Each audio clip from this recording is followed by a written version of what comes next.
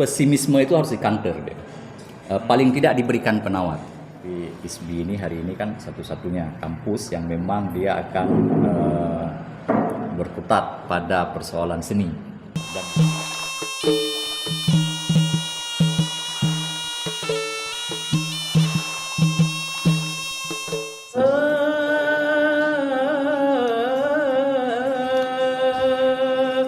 mekru semangat rahmat mekata adun ngan ada wareh budaya dari jio kamoto kena jak sawa adun kamonyo jio ngan kuta talaka doa batuhan sidro bandung gedanyo sehat tubuh anggota. Assalamualaikum warahmatullahi wabarakatuh. Salam Wareh Budaya, podcast Mudrah ISBI Aceh.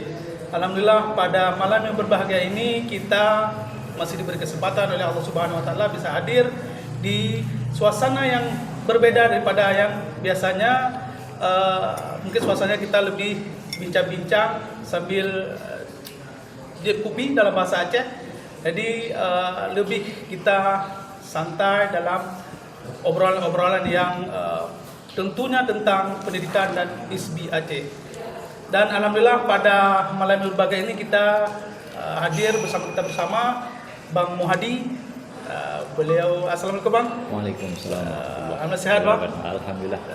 Oke, alhamdulillah pada Bang Muhadi, terima kasih atas waktunya sudah menyempatkan bersama kita, dan juga pemirsa sekalian, kita tetap didampingi oleh host senior kita Bang Ahmad Zaki. Apa kabar Bang? Baik, alhamdulillah.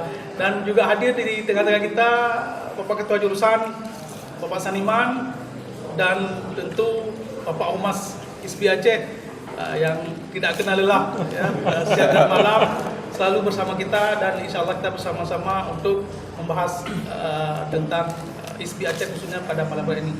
Mungkin langsung kepada Bang Muhadi. Pertama kita mau bagaimana Bang mungkin melihat selama ini khususnya dalam dunia pendidikan kita dan khususnya di Aceh, penglihatan Abang bagaimana atau persepsi Abang terhadap dunia pendidikan kita di Aceh sekarang ini? Mungkin Bang. Kalau penglihatan kita baik-baik saja. Belum pakai kacamata. Iya. Normal-normal. Iya. Kalau udah pakai kacamata min sekian, double sekian kan, tak kabur-kabur segala. Iya. Tapi walau bagaimanapun sebenarnya dunia pendidikan itu kan komponen harapan terbesar bagi masyarakat Aceh kalau kita kemudian ingin melangkah lebih maju ke depan. Karena Aceh itu kan punya kondisi yang sedikit lebih spesifik dibandingkan beberapa daerah lain. Jadi kalau Indonesia merdeka 75 tahun misalnya, daerah lain membangun 75 tahun, barangkali kita baru melakukannya itu di 30 tahun. Karena kita punya angka sekitar 35 tahun dilanda konflik yang cukup dahsyat. Jadi kita itu tidak start di titik start yang sama dengan daerah lain. Jadi kita punya ketertinggalan lebih 30 tahun. Jadi strategi terbaik untuk mengejar ketertinggalan itu memang dunia pendidikan. Jadi yang perlu dibangun pertama itu memang manusia Aceh. Oleh karena itu dunia pendidikan itu memang harapan terbesar sebagai sarana bagaimana kemudian masyarakat Aceh itu bisa keluar dari kondisi ketertinggalan, kondisi keterpurukan dan sebagainya. Tentu saja dengan arah pendidikan yang jauh lebih baik. Jadi arahnya dulu. Setelah arahnya kemudian baru kita bicara metodologinya dan pendekatannya. Betul. Mungkin begini Bang, tadi Abang sempat menyampaikan kita mungkin agak tertinggal daripada daerah-daerah lain. Tentu kita ini mengakuinya. Yang pertama kondisi konflik, yang kedua kita musibah yang melanda profesi kita, dan ini salah satu faktornya.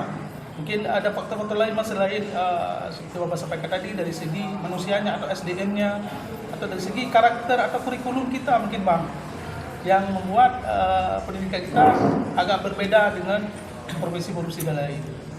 Jadi kita bisa lihat ini dalam perspektif akademik dan non akademik sebenarnya, perspektif kampus dan di luar kampus. Jadi ada plus minusnya. Kalau bicara kurikulum, Aceh itu kan bagian dari sistem pendidikan nasional. Jadi secara kurikulum dia tidak terpisah. Tidak ada kurikulum tersendiri, apalagi untuk dunia pendidikan tinggi ya. Kalau untuk dunia pendidikan dasar sampai pendidikan menengah, Aceh itu pernah mempelopori kurikulum Aceh, kurikulum teknopreneur Islami seperti itu. Dan itu dalam amatan kita juga cukup panjang prosesnya, itu sampai 11 kali ganti tim. Baru kemudian lahir konsep kurikulumnya dan tidak selesai sampai ke petunjuk teknis tingkat bawah. Tapi kemudian ini kan terhenti dengan hadirnya kurikulum Merdeka itu dari pendidikan dasar sampai. Tapi pendidikan tinggi kan nyaris tidak ada tawaran konsep alternatif. Nah, kenapa saya kemudian juga sampaikan dalam perspektif di luar pendidikan tinggi, Aceh itu sebenarnya sangat terbantu dengan pendidikan non formal. Jadi selain perguruan tinggi, sekolah dan segala macam itu, secara konteks menuntut ilmu, Aceh itu punya sistem pendidikan daya, sistem pendidikan balai. Ini yang tidak banyak dimiliki oleh daerah lain. Jadi pembentukan karakter masyarakat Aceh itu sangat banyak ditopang oleh pendidikan non formal kedayahan. Jadi banyak orang yang kadang angka lama sekolahnya itu tidak panjang.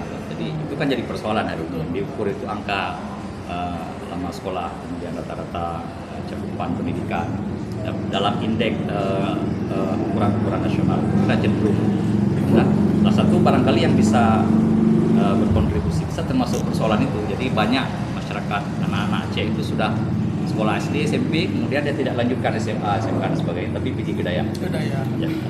Dalam konteks catatan ukuran pendidikan itu dia kemudian berkontribusi negatif karena rendah catatan lama sekolahnya.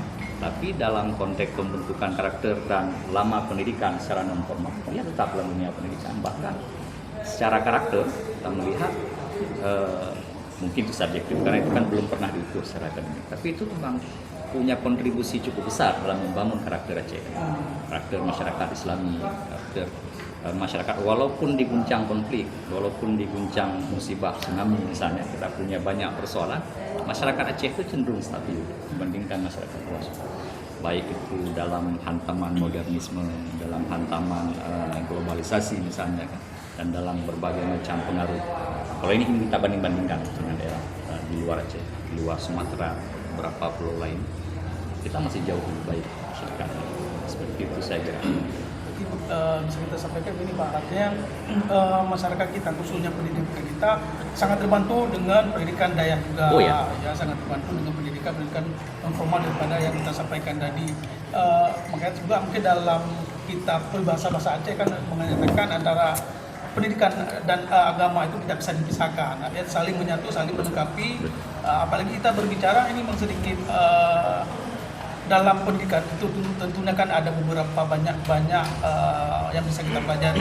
Salah satunya seni, Bang. Oh ya. Ya, seni itu kan juga bagian daripada pendidikan. Dan pendidikan itu juga seni dan agama itu tidak bisa dipisahkan. Kan itu. Dan perihal atau pandangan Abang terhadap seni pendidikan kita di Aceh itu sendiri, bagaimana, Bang? Ya, seni itu kan salah satu dari 7 unsur kebudayaan universal. Jadi dimanapun kita pergi, asal kita ketemu dengan komunitas sosial, keinginan hidup berkeindahan itu akan selalu ditemukan. Kemudian dia terartikulasi dalam bentuk seni macam-macam. Nah, itu memang dia tetap akan ada. Dan itu bagian dari kesempurnaan satu komunitas masyarakat. Agama itu bagian dari situ, bahasa, teknologi, kemudian sistem pendidikan, sistem sosial, ekonomi dan sebagainya. Kalau versi Indonesia itu kan ditulis oleh Kuncoro Ningrat dalam buku Budaya Universal. Di luarnya, walaupun itu banyak perdebatannya kan, karena dia juga mengadopsi dari beberapa teori dari peneliti luar. Kita lepas dari itu. Jadi seni itu memang salah satu unsur penting sebetulnya dalam mencitrakan kondisi sosial masyarakat dalam satu daerah. Karena masyarakat tanpa seni itu dia tidak punya gambaran estetis, masyarakatnya kasar ya kan. Jadi semakin tinggi citra seni di satu daerah itu akan mencerminkan karakter masyarakat yang lebih lembut, lebih estetis. Bahkan itu kadang juga diukur dari tingkat kemapanan ekonomi, tingkat ketinggian pendidikan, tingkat kematangan berpikir, sampai kemudian dia sampai ke orang-orang yang telah hidup dalam tatanan kesenian yang baik itu sering dianalogikan sebagai masyarakat sudah sampai di tingkat kebutuhan tersiernya. Jadi orang-orang yang sudah sampai di tingkat kebutuhan tersier kan kebutuhan primer sekundernya sudah selesai. Jadi itu gambaran masyarakat mapan sebenarnya. Hari ini kondisi kesenian kita di Aceh itu kan antara yang masih ada, kemudian yang masih tersisa dan yang berkembang. Jadi ini tidak semuanya hasil hari ini, tapi Aceh itu kan pernah sangat tinggi peradabannya. Jadi dia pernah mewariskan satu kondisi potret sosial budaya dan bentuk kesenian yang terakumulasi menjadi karakter peradaban sebenarnya. Itu bagian dari kosmopolitan masyarakat Aceh itu sendiri yang menjadi bagian dari kehidupan berperadaban, tidak hanya persoalan orang Aceh. Jadi Aceh itu kan bagian dari imperium Ottoman, dia juga menjadi bagian dari serikat dagang, transaksi lintas budaya internasional.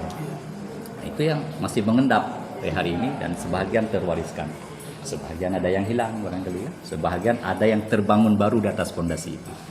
Seperti itu. Jadi kita mungkin ini Bang sambil santai nih Bang ya. Kan kita jadi kupilah kan.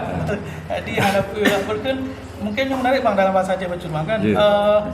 Memang seni adalah kita kan melengkapi dalam hal kehidupan kita sehari-hari. Artinya dengan senilah indah, dengan seni kita mudahkan itu. Mungkin menurut Abang seni yang selama ini memang lagi Abang benar nah seni-seni yang tidak terlestarikan kembali. Bahkan jauh dari Tanjung Tepe kan. Bahkan generasi-generasi kita pun banyak yang tidak tahu itu bahwa kesenian Aceh. Mungkin menurut Abang sendiri gimana cara dapat lestarikan atau terperkenalkan kembali seni-seni yang ditinggalkan oleh indatu kita dulu Bang? Ya, bukan persoalan jangan serius sekali. Ya, saya malah tadi ceritanya ngopi aja gitu kan. Ini kok sudah dikeroyok seperti ini kan. Pulangnya udah kan ada debu ya. Ini kan bicara pewarisan budaya sebenarnya. Dan itu memang salah satu bagian dari kecerdasan satu komunitas masyarakat. Jadi disebut dengan lokal genius dan kemampuan mewarisi budaya itu bagian dari kematangan peradaban satu komunitas masyarakat. Jadi mewarisi budaya itu ada sistemnya. Jadi dia memang pewarisan itu akan terjadi, tapi ada sistem yang kemudian membuat proses pewarisan budaya itu akan terjadi secara tersistematis dan kemudian terukur sehingga setiap budaya yang terwarisi itu terverifikasi. Sistem itulah yang kemudian dikenal dengan sistem pendidikan sebenarnya. Pendidikan itu kan sistem untuk mentransfer sebuah nilai, baik itu nilai kognitif, baik itu nilai efektif maupun nilai psikomotorik yang dimiliki oleh generasi sebelumnya itu terwarisi kepada generasi bahkan ke generasi berikutnya. Jadi kalau sistem pendidikan ini kemudian rusak, maka proses transfer nilai ini juga akan terganggu. Nah, sebenarnya itu komponen utamanya. Jadi kalau pertanyaan tadi bagaimana ini akan kita waris, sebenarnya itu adalah sistem pendidikan ini yang kemudian bagaimana dia dipastikan terkonsolidasi dengan baik, terkonsep dengan baik, memiliki arah yang kemudian terukur. Arah ini penting karena dalam konsep kurikulum itu kan, kalau kata ahli-ahli kurikulum dunia itu, baik itu Rep Taylor, kemudian Robert Sticks, baik itu Cecil Beam dan pokoknya itulah komunitas kurikuler internasional. Itu memang dia sebutkan objektif dalam kurikulum itu, atau kita sering terjemahkan arah di kurikulum itu komponen pertama sebelum itu masuk ke sistem kontennya, sistem pendekatannya sampai ke bagaimana pendidikan itu dievaluasi. Tapi arah itu selalu menjadi komponen pertama dari setiap komponen kurikulum yang dibangun. Saya khawatir hari ini sebenarnya komponen ini yang kita cenderung kabur Sehingga pertanyaan paling sering muncul itu mau ke arah mana pendidikan kita itu, apa yang ditargetkan, kita mau seperti apa. Itu yang cenderung kurang didiskusikan. Kita lebih sering mendiskusikan metodologi. Ini mau pendekatannya seperti apa, teknologinya mau dipakai yang bagaimana. Padahal selain pendekatan dan metodologi itu kan ada konten. Jadi metodologi baik itu teknologi di dalamnya maupun sistem pengajaran itu kan pada prinsipnya mengantarkan konten pendidikan itu kepada yang dididik menuju arah kurikulum yang tadi direncanakan. Jadi kalau arahnya kabur, kita sibuk dengan metodologi, kita sibuk dengan pendekatan, dengan metode dan sebagainya. Akhirnya kita seperti orang belajar buat kuahli. Kemudian kita tidak tahu membuat kuahli, tapi sibuk dengan teknik merajang bawang, sibuk dengan teknik potong kohle, camle segala macam kan. Padahal urangnya cerita dia hanya tegong kuahli, hanya urang kayak beget pizza, kira-kira bahasa urangnya. Tapi kita masih sibuk dengan kan menan cara cang bawang, tapi karena blender juga. Pasau bawang kemudian itu biar pakai blender, atau singoh karena yang model sik-sik lagi itu bak sofi yang ini. Padahal pada prinsipnya kan kita cuma mau belajar tentang bagaimana memotong bawang, ya kan? Itu yang disebut dengan pendekatan. Kemudian dia kalau terlalu lama berkutat di sini, kita mengaburkan konten dan arah pendidikan itu. Dan saya kira ini yang di tingkat para praktisi akademi seperti kawan-kawan sekalian ini kan orang-orang akademi kampus yang punya iklim atau kosmik kajian, mendiskusikan sesuatu itu secara mendalam, bahkan membuat telah-telahan. Saya kira hal-hal seperti ini harus lebih sering didiskusikan, dibicarakan, diperdebatkan, malah kemudian ditulis, dikaji dan sebagainya, sehingga pertanyaan-pertanyaan tentang arah pendidikan itu akan jauh lebih filosofis barangkali. Ya, dia akan lebih mampu menjadi guidance untuk kemana metodologi dan konten ini akan dibawa. Jadi yang terlalu lama sibuk dengan epistemologi, dengan metode, dengan pendekatan, dengan teknologi dan segala macam, karena itu hanya bagian tool untuk mengantarkan kontennya gitu. Kalau persoalan tagun kuahli, bagaimanapun cara, kalau arah tagun kuahli kita ada tahu tagun kuahli, barang kebanjir tagun, nyaur kan juga kira-kira lagi ya. Pasti mangat. Pasti mangat. Kira-kira begini. Betul. Tadi yang penting cara melakukan, Iya. cara meracik itu bagaimana. Insyaallah dia kedua aja, ya kan? Dengan menikmati danyo.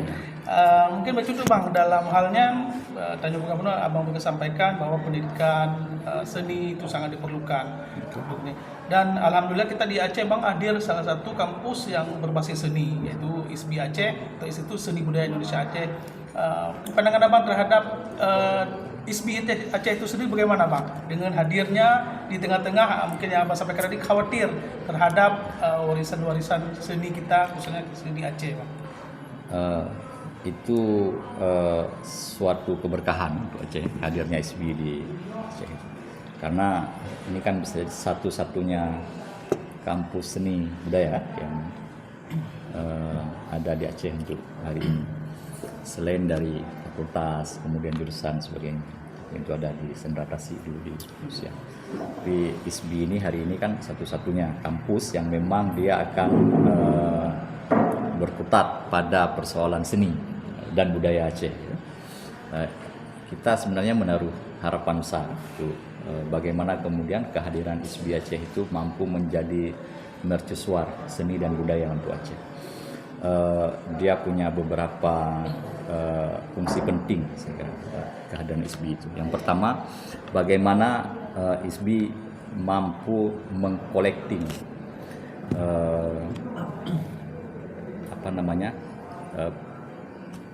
tebaran nilai-nilai atau bukan nilai, tebaran dari situs seni dan budaya yang masih berserakan. Masih ada tinggal di syekh-syekh yang doha-doha di Rumpu Garapai, Dena, Utuh-utuh di Gembung, itu tersebar situs-situs itu. Saya kira hari ini yang punya kesempatan besar untuk mengkolekting itu adalah ISBI Aceh. Karena kalau ISBI itu selain praktisi, dia juga kan Ya, praktisi memang dia akan pelaku, tapi juga punya fungsi untuk riset di situ, fungsi menulis, fungsi untuk mendiskusikan pengetahuan yang itu tidak sempat dilakukan oleh orang-orang di luar kampus. Misalnya saya tukang pegar bayi, ya saya cuma bisa pegar bayi, hanya mau tepat adalah ini. Nah, orang menari segala macam hanya mau tepat itu. Tapi kehadiran akademisi seni seperti SB segala macam, dia sangat memungkinkan untuk melakukan tugas itu, kumpulkan, collecting. Kenapa itu ya saya katakan tugas utamanya? Kalau itu tidak dilakukan, kawan-kawan akan mengalami krisis resources seninya. Nah, kita ini kan mau transfer ini. Kalau resourcesnya sedikit, apa yang mau ditransfer? Ya kan itu. Maka itu harus dilakukan pertama. Di fungsi riset berbasis collecting pengetahuan situs dan segala macam itu yang pertama harus dilakukan.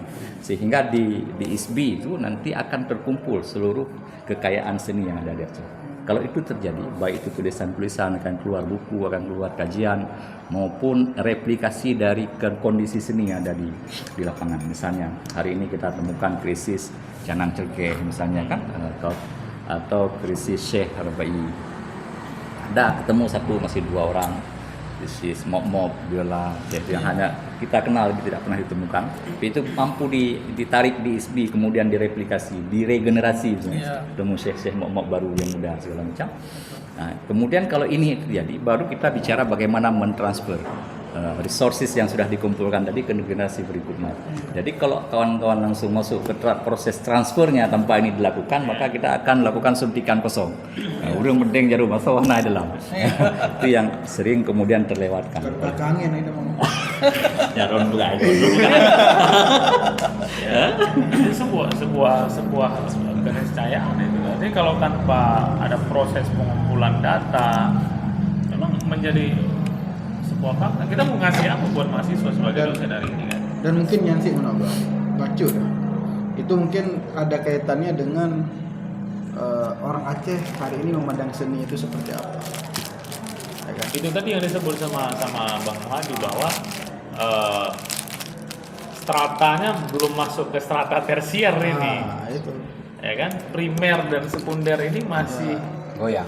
Masih menjadi realitas kita gitu. Jadi ketika seni, nah sekarang ingin tanya pada kita semua, termasuk pada Bang Adil lah selaku pengamat tokoh dan lainnya. Ketika kondisi keacehan masih berkutat pada keadaan primer dan sekunder, macam lalu teput ngelemo bengah ngepulih kami jauh ngepulih mana. Hadir ISBI. Ini sinergitasnya seperti apa, Bang? Kita ambil peran di bagian mana ini? Ini kan lagi kita purna urang klo, kira-kira lagi nya nah. Ini tiban pendapat. Aduh.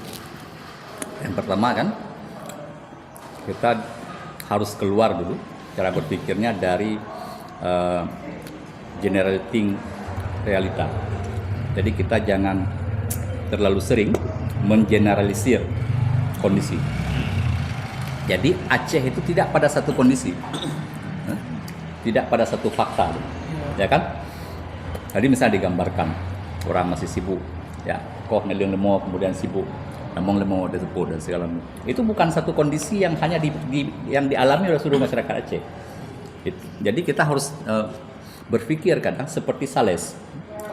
Sales ketika dia jual produk, yang pertama dia petakanlah segmen pasarnya, karena dia akan pahami mungkin orang tidak butuh ini, tapi tidak mungkin semua orang tidak butuh ini. Akan ada segmen yang butuh ini. Ya. Saya kira seperti itu. Yang pertama cara berpikirnya. Jadi apapun kondisinya tetap akan ada kondisi yang memungkinkan itu terjadi, karena tidak ada satu kondisi. Ini kan masyarakat majemuk. Ya. Mungkin kita punya 17% angka kemiskinan Aceh. Statistik hari ini. Oke, itu satu potret kelompok sosial masyarakat kita itu yang mungkin masih bergelut dengan permasalahan primernya. Nah, di dalam konteks masyarakat yang kebutuhan primernya itu belum terpenuhi, dia tidak akan naik pada kebutuhan berikutnya. Paling tidak Maslow bilang seperti itu kan. Nah, jadi mungkin ya di mereka belum. Tapi kan ada segmen yang lain. Berarti kalau tadi kita bicara 17% akan ada 83% lainnya itu yang udah selesai di persoalan primernya, ya kan? Terserahlah itu masyarakat menengah atau masyarakat elit nanti kan. Kalau kita masih berpijak pada teori Maslow tadi, memang kebutuhan keindahan itu pada kebutuhan tersier, kebutuhan orang yang paling mapan.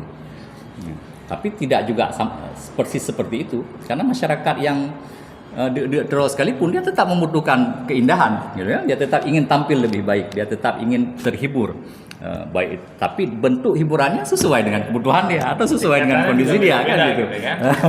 Malah ada yang bilang kan kalau orang-orang mesti penghasilan pas-pasan terkadang nak mi rame kan. Ya. Pegawainya nah hiburan ro gede ko. Nanti mau gedung kedai kopi karena andangan bayi kopi. Di rumah itu tapi kira-kira seperti itu. Ini cara kita melihat kemajemukan sosial. Jadi itu saya kira yang pertama. Jadi apapun kondisi, kehadiran ISBI itu dia tetap akan punya segmennya sendiri. Nah, kejelian hari ini adalah bagaimana kita membaca segmen ini. Kepada siapa ini harus ditawarkan. Tapi saya kira konsep ISBI itu sebagai etalase seni itu yang pertama harus disiapkan. Ya, kita harus siapkan kondisi pada satu kondisi yang memang di segmen mana ini nanti akan kita tawarkan jasa kita kira-kira atau layanan kita. Kalau tadi saya membayangkan kalau terkonsolidasi resources seninya itu di ISBI, semua praktisi seni ataupun orang yang kemudian punya kebutuhan untuk menggali, mempelajari ataupun berkebutuhan terkait seni itu dia akan datang ke ISBI. Kalau itu ada. Tapi kalau itu tidak terbangun, orang tidak akan jadikan itu alternatif. Nggak usah ke sana kan belum tentu ada di sana. Ini pengalaman Sumatera Barat sebenarnya. Dulu ASKI, STSI, kampus kawan-kawan ISI sekarang, ISI Padang. Dulu kan ASKI dulu. Ketika ASKI, buku-buku lama di ASKI itu ditulis oleh datuk-datuk di sana. Dan tulisannya itu semacam kumpulan kondisi potret kebudayaan Minangkabau waktu itu. Tapi itu ada di ASKI semuanya, ada di ISI semuanya. Jadi semua kondisi seni, sejarahnya, kemudian perkembangannya dan tebaran situs kesenian dan kebudayaan Minangkabau itu akan kita temukan di ISI. Nah, dan di sana itu dibangun konsep-konsep barunya, dibangun pengembangan, dipromosikan kemudian. Dan kemudian ISI itu kan menjadi mercusuar untuk seni budaya di Minangkabau. Saya kira ini yang perlu ditapaki oleh ISBI. Resourcesnya itu disiapkan dulu, kondisi ininya ditentukan dulu, dikumpulkan dulu, kemudian dia menjadi banknya pengetahuan seni misalnya, atau banknya nilai, atau banknya budaya. Ya, orang akan datang, karena itu akan dibutuhkan. Ya kan orang akan mencari apa yang dia butuhkan. Benar. Kenapa orang ke pasar kan semua ada di situ. Tak boleh nainan manok, nainan kira-kira tiongkok kan dulu nainan. Ya orang datang ke pasar. Saya tertarik sama ini satu bang tadi. Ada statement atau pandangan kita kondisi kekinian yang ada di Aceh secara pendidikan umumkah atau senikah itu mengalami benturan-benturan di masa lalu yang implikasinya sebagian kita rasakan pada waktu hari ini. Seiring berjalannya waktu, kita optimis bahwa kehadiran suasana yang damai mampu membuat keadaan lebih jernih dalam mendorong pendidikan ke arah yang lebih baik. Saya pikir begitu. Tetapi ketika kita melihat spirit seseorang menjadi tenaga pendidik, sejauh mana kita bisa evaluasi, Bang? Contoh, ketika kita tanya kepada anak-anak dalam proses observer kita di tahun 2023, persentase yang ingin jadi guru itu tidak lebih dari 10%. Ya kan? Lalu hari ini ketika ada banyak pembukaan CPNS atau PNS untuk abdi negara kepada calon-calon guru, ini calon-calon guru yang memang punya niatan atau memang hanam hojali ya gitu kan. Ini kan nggak jauh-jauh beda, ada anak SMA lalu 4 tahun lalu ngambil kuliah yang fresh graduate ya bahasanya begitu. Ini spiritnya puhana mohojali ke guru, sehingga itu juga punya daya implikasi yang memang pendidikan kita masih rendah. Atau ada hal lain, Pak? Itu sebenarnya studi kasus yang complicated ya. Jadi itu tidak bisa diurai dengan satu faktor. bicara kasus kapasitas guru, karena kemudian apakah masa depan pendidikan itu akan sesuram kapasitas guru hari ini. Kalaupun iya, itu tidak akan bisa diberikan solusi sesederhana 1-2 faktor. Maka saya bilang demikian. Sistem kita tidak memungkinkan. Kalau ada screening misalnya untuk menentukan tenaga pendidik yang berkualitas atau yang tidak, kemudian ditemukan 70% tenaga pendidik kita tidak berkualitas, kemudian yang 70% itu kita ambil taruh keluar, ganti baru.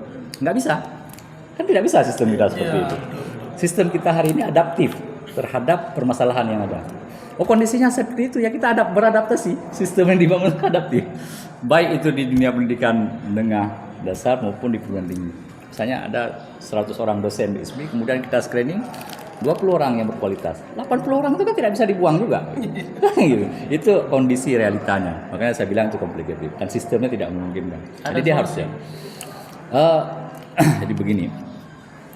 Peradaban itu kan berevolusi dia. Ya, dia berkembang, berdialektika dengan kondisi tesis hari ini. Kemudian dia berantitesis dan kemudian bersintesis. Ketemulah sintesis baru. Jadi solusinya itu akan berkembang sejalan perkembangan waktu. Meningkat ya. Kondisi hari ini sudah lebih bagus dibandingkan sebelumnya. Sertifikasi guru yang itu memungkinkan terjadinya peningkatan profesionalitas. Semuanya bisa mengikuti itu tidak juga. Apakah kalau tadi dibilang ada generasi muda kemudian nggak tahu mau kemana masuk jadi guru, itu kondisi dulu. Kondisi hari ini, dia lulus cum laude, pingin jadi guru pun belum tentu lulus. Seperti itu. Jadi ada proses yang sudah semakin baik. Tapi kan, taruhlah misalnya, rekrutmen guru baru itu membuka ruang penambahan 10% dari tenaga yang sudah ada. 90% itu kan butuh perbaikan secara bertahap. Ada guru yang sudah tua, dia belum tersentuh teknologi, misalnya kalau bahasa kerennya hari ini kan generasi bomber segala macam. Wah, ini kan generasi Z. Itu kan ya harus diadaptasi oleh sistem yang ada hari ini, tidak bisa dibuang. Jadi kapan dia akan berkembang? Prosesnya berkembang sesuai dengan waktu.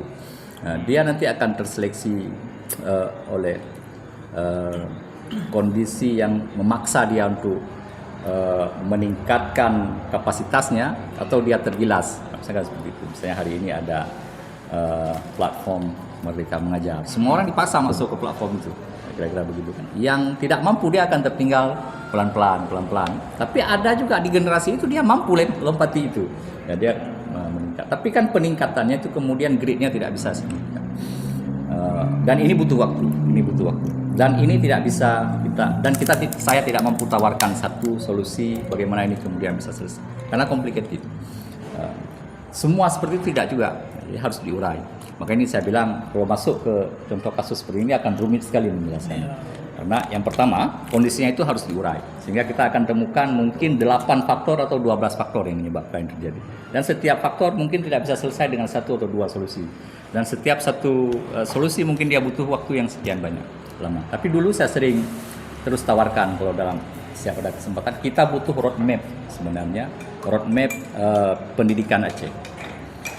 Roadmap pendidikan Aceh itu bayangan saya itu paling tidak butuh 25 tahun untuk selesai. Jadi dia akan, kalau roadmap itu dibangun hari ini, kita harus punya arah pendidikan kita. Proyeksi untuk 25 tahun itu akan seperti apa. Kemudian dimulai di 5 tahun pertama kita harus punya apa. Kemudian 5 tahun kedua itu kondisinya harus sampai seperti apa.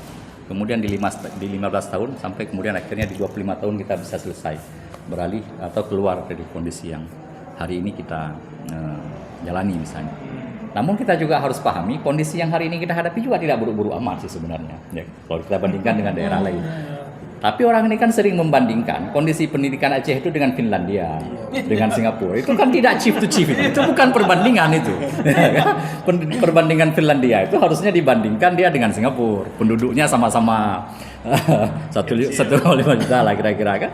Kalau kita ini Indonesia 220 juta penduduk, kita bandingkan dengan Malaysia. Malaysia itu 30 juta penduduknya. Jadi ketika saya berdebat dengan dosen di sana, dia sering banding-bandingkan. Saya bilang, dokter, saya bilang, kalau di Malaysia itu penduduknya 30 juta, itu satu provinsi Jawa Barat. Provinsi Jawa Barat itu 30 juta penduduknya.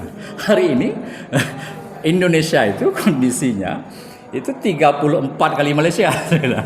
Jadi resourcesnya juga akan seperti itu. Jadi kita bukan tidak berkembang, tapi kita tidak mampu berkembang secara merata. Karena kondisinya memang seperti itu. Geografisnya ya. dan Tapi kalau diambil secara personal, kasus dan segala macam, mungkin kita masih lebih banyak yang unggul ya. Tapi itu tidak penting saya pikir. Karena itu kan cara melihat dan citra. Citra itu kan tidak selalu mewakili kondisi yang. Dan misalnya kita lagi duduk seperti ini, apapun citra kita kan tidak merubah kita yang lagi duduk seperti ini kan. Mau di sana merah, di sana hijau, segala macam. Kopi yang kita minum ini kan tetap kopi ini juga kan. Kira-kira begitu. Bagi saya citra itu kemudian tidak lagi menjadi sesuatu yang penting. Tapi tidak juga harus semuanya. Saya kira begitu. Tapi saya tertarik dengan ini Bang. Jika ada jawaban pendidikan kita nggak buruk-buruk aman. Lalu yang sudah terjadi kan baik-baik saja. Jadi ya kita jalani, ada gule-gule juga Bapak nanti dan mungkin itu juga menjadi alasan pemerintah tidak membuat satu roadmap seperti yang kita punya satu ekspektasi tadi. Begini, jadi selain kita membangun optimisme, jadi pesimisme itu harus di-counter deh. Paling tidak diberikan penawar. Jadi kita kalau larut dalam pesimisme ini kemudian akan menjadi orang yang rendah diri segala macam lah. Itu cuma harus counter. Tapi over optimis itu juga akan frustasi kita. Jadi ini yang kemudian potretnya harus dilihat secara real. Jadi kita harus mampu membaca realita itu secara real. Gitu. Memang seperti ini realitanya. Kita kalau kemudian melihat tidak ada yang baik seolah-olah di sini, susah kita. Jadi prestasi kita nih, anjir begitu. Tapi memandang ini sangat bagus, semuanya sempurna ya kemudian kan over qualify atau over ekspektasi. Saya kira dalam konteks itu aja. Ada poin yang harus diperbaiki karena ada sisi-sisi yang lemah. Tapi itu harus ditemukan dalam konteks yang real sebenarnya. Saya menyayangkan hari ini dalam konteks pendidikan sebenarnya. Kita itu cenderung tidak punya kajian secara akademik dan tersistematis itu dalam konteks evaluasi pendidikan. Perubahan kebijakan pendidikan kita saya tidak tahu persis, tapi saya mencurigai itu tidak berbasis kajian akademik. Jadi kebijakan-kebijakan yang keluar itu dia tidak punya basis teknokratik yang baik. Misalnya hari ini kita harus mengalokasikan misalnya kemarin 500 miliar untuk tempat cuci tangan. Apa relevansinya itu dengan peningkatan kualitas pendidikan? Tidak ada. Yang seperti jadi kan perubahan di tingkat sosial dan yang signifikan hasilnya itu terjadi dari proses melahirkan kebijakan dan eksekusi kebijakan berbasis anggaran. Itu untuk kondisi daerah kita itu. Jadi kalau tidak ada kebijakan yang tereksekusi dengan anggaran, perubahan itu tidak terjadi. Kalau yang dipelopori oleh masyarakat ini lambat prosesnya. Tapi kalau kemudian ada kebijakan yang tepat, bisa dieksekusi dengan dukungan anggaran yang memadai, itu perubahannya akan lebih cepat terjadi. Nah, mendirect kebijakan ini atau mendevelop kebijakan yang tepat ini, itu butuh kajian berbasis akademik. Kalau tidak berbasis akademik, dia akan berbasis apa istilahnya kalau bahasa ini ya? Dia akan berbasis menyoramalan dukun yang punan bintang. Dia akan berbasis primbon. Mitologi. Kita berpikir dalam kerangka mitologi. Jadi sesuai teman. Sangyo te sarapene membete ya, nyopah nyota pegat pelatihannya. Seluruh Aceh ke dulu euro segala macam kemudian menghabiskan anggaran yang cukup besar. Tapi bagaimana kemudian membangun korelasi 20 miliar anggaran misalnya dengan kebutuhan perbaikan sistem yang hari ini sedang kredit seperti ini. Nah, ini yang harusnya diisi oleh kajian-kajian akademik. Kenapa harus kajian akademik? Karena kajian akademik itu terukur dan tersistematis. Jadi ketika hasilnya itu kemudian keluar, dia bisa diuji hasilnya ini. Itu kan basis kajian akademik seperti itu. Kalau dia tidak bisa diukur dan tidak sistematis dan tidak teruji, itu tentu saja tidak akademis. Ini yang kemudian lemah. Sehingga kita banyak menghabiskan anggaran, uangnya habis, tapi dampaknya kecil. Karena kajian apa namanya sebut dengan beneficiaries impact itu jarang kita lakukan, dan itu harusnya menjadi komponen utama yang digenjot. Secara mungkin itu tidak hanya persoalan Aceh, itu bukan hanya persoalan Aceh, itu persoalan kita seluruh Indonesia. Hari ini anggaran terbesar itu kan masuk di BRIN, Badan Riset Nasional. Tapi BRIN kemudian juga ternyata tidak punya arah riset. BRIN-nya mau BRIN. Sebelumnya itu ada di Dikti. Kemudian Dikti itu tidak bisa menjadi postulatnya kebijakan. Malah dalam beberapa diskusi saya sering sampaikan, harusnya ada lembaga riset di Dinas Pendidikan. Ya, jadi dia akan memproduksi, mengevaluasi misalnya kondisi pendidikan, mengukur dengan metodologi yang tepat. Banyak sekali metodologi mengukur kurikulum dan segala macam. Sehingga kita bisa temukan ruang yang menjadi gap antara tujuan yang ingin kita capai dengan kondisi kita hari ini berapa jauh ruang. Berapa persoalan yang kemudian melintangi. Persoalan inilah yang kemudian kita selesaikan ya. Jadi kalau ada kebijakan A, kontribusinya pada persoalan B, misalnya persoalan A. Ada kebijakan lain dia berkontribusi pada. Sehingga kita bisa lihat tahun pertama itu menyelesaikan 5 atau 7% dari permasalahan ini. Tahun kedua selesai di 10 atau 12%. Tapi progresnya itu nampak ke arah penyelesaian. Nah, saya pikir ini ya hal yang terpenting tapi tidak cenderung tidak dilakukan. Karena saya sempat ketemu dengan beberapa pengambil kebijakan, saya tanyakan itu. Ini kebijakan ini ingin menyelesaikan permasalahan apa? Atau apa urgensi ini harus dilakukan? Permasalahan apa yang ingin kita jawab? Pertanyaan-pertanyaan seperti itu cenderung tidak punya jawaban. Atau ketika ada satu kebijakan dikeluarkan, saya tanyakan, ini berdasarkan apa kebijakan yang harus kita buat? Apa basisnya, apa yang ingin diselesaikan? Menarik, sangat menarik ya. Jadi dalam perlu kita dalami betul-betul bahwa terhadap pendidikan kita dan juga seperti yang Mas sampaikan tadi perlu riset atau perlu kita sampaikan bahwa antara kebijakan dan juga program itu harus sinergi. Jadi betul-betul harus sistematis, betul-betul terprogramkan yang itu akan mencapai tujuan yang lebih baik. Mungkin benar Bang ya, yang lebih baik. Mungkin Bang Jaki ada kita bakal tunggu sebenarnya Pak Muhadi ini masuk ke ISBI itu aja. Saya udah masuk kemarin. Hari apa kita singgah? Ngopi di ISBI. Ini berarti sudah ada aura. Kalau beliau sudah menyebut itu aura sudah masuk. Tinggal kita tambah sedikit. Kalau ke Banda Aceh singgah kadang-kadang. Haji Asom. Mana? Iya. Nanti angin. Jadi ya mungkin kalau itu kaji agak goyang-goyang angin, tabak dia suntik angin loh. Aja dari mau di kan. Jadi kalau memang memori atau resource-nya tidak ada, jadi benar-benar yang penting suntik. Iya. Tapi lama-lama kena angin.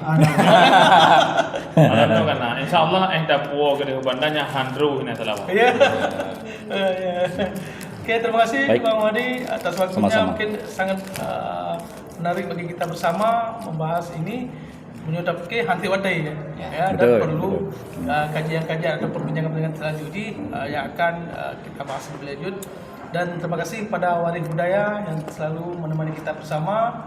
Dan di akhir perjumpaan kita, Memada ono kamu ucapkan nyo perbincangan luar biasa kuma kamu wahai taulan salam hairakan wareh budaya. Assalamualaikum warahmatullahi wabarakatuh. Waalaikumsalam warahmatullahi wabarakatuh.